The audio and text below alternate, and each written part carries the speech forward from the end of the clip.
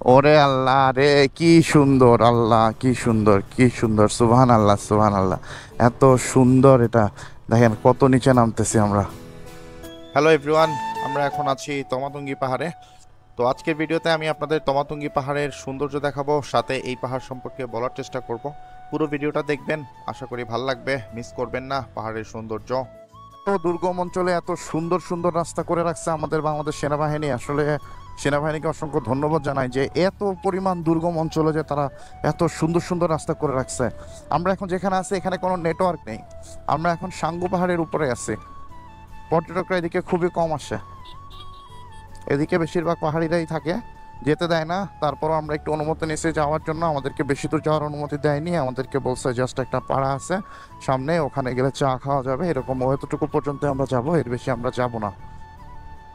আমাদেরকে বেশিটুকু যাওয়ার অনুমতি দেওয়া হয়নি। এদিকে কেউ আসে না সাধারণত, যার কারণে রিস্ক থেকে যায়। অসাধারণ সুন্দর আসলে। আমরা কিন্তু নিচ থেকে দেখছিলাম এটা, যে এত উপরে কি, এত উপরে কি। এই যে দেখেন আমরা এখন কত উপরে, এই যে এই চূড়াটা হচ্ছে কি আমরা আমাদের রিসোর্ট থেকে দেখছিলাম, আর এখন আমরা এই চূড়ার উপর উঠে গেছি। অসাধারণ দৃশ্য।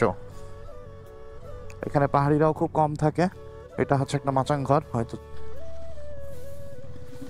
তো সামনে গেলে একটা তাজিংডং ক্যান্টিন আছে, আমরা এখন ওই ক্যান্টিনটাতে যাচ্ছি চা খেতে। তো তমাতুঙ্গি পাহাড় নিয়ে যদি আপনাদেরকে একটু বলি, তমাতুঙ্গি পাহাড়ের প্রধান আকর্ষণ হলো অ্যাকচুয়ালি এটার প্রাকৃতিক দৃশ্য। আর এখান থেকে বাংলাদেশের সর্বোচ্চ পর্বতশৃঙ্গ তাজিংডং, দ্বিতীয় সর্বোচ্চ কেওক্রাডং, এবং বর্তমানে সবচেয়ে বেশি জনপ্রিয় ডিম পাহাড়ের একটা দৃশ্য দেখা যায়। দূর থেকে এই ডিম পাহাড় দেখা যায়।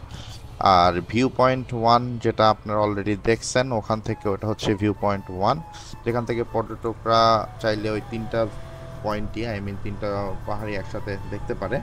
আর এটা ছাড়াও তমাতুঙ্গির চারপাশে প্রচুর সবুজে ঘেরা পাহাড়ের সমারোহ তো আছেই। তো আপনারা যারা তমাতুঙ্গি আসতে যাচ্ছেন তারা প্রথমেই আগে বান্দরবন আসতে হবে, তারপর বান্দরবন থেকে থানচি চলে আসবেন। সুবহান আল্লাহ। ওই দেখেন কত উপরে উঠছে, দেখছেন রাস্তা, দেখছেন কোথায় গেছে। আমরা আর একটু সামনে যাওয়ার ডিসিশন নিচ্ছে, এখন আমরা সামনে যাব, দেখা যাক কি। ওখানে একটা আর্মি চেকপোস্ট আছে, আমরা ওখান পর্যন্ত যাব। এটা তো শুধু কন্টিনিউ উপরের দিকে উঠছে, এটা নিচে নামা নামের কোনো কাজ নাই।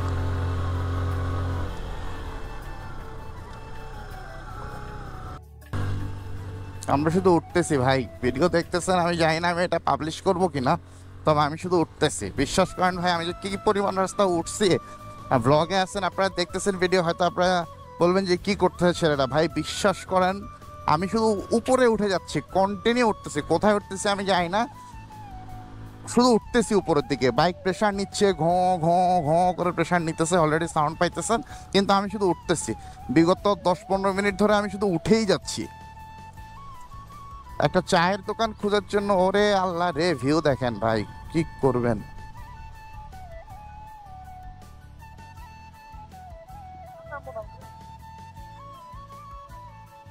আর নাকি যাবে না।